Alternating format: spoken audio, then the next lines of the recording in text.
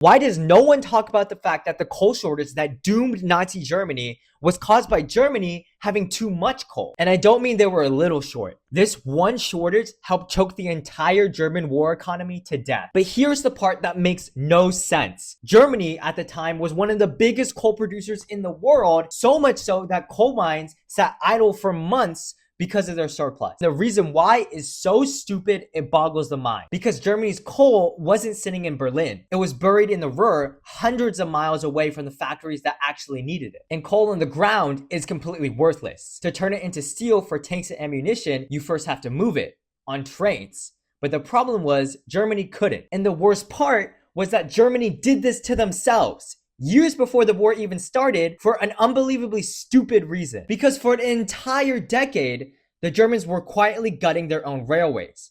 Why? For the simple, idiotic reason that Goering and Hitler thought cars and trucks were cool and that trains were lame. So while Germany poured money into highways, the Reichsbahn, the rail network that the entire economy depended on, got basically nothing. From 1933 to 1937, Germany barely built any new freight cars, and as a result, the fleet crumbled. Serviceable cars collapsed from over 670,000 down to under 575,000. And somehow it gets even worse. Workers complained that running trains by stopwatch to maintain schedule was stressful. The state's genius solution: throw out the stopwatches.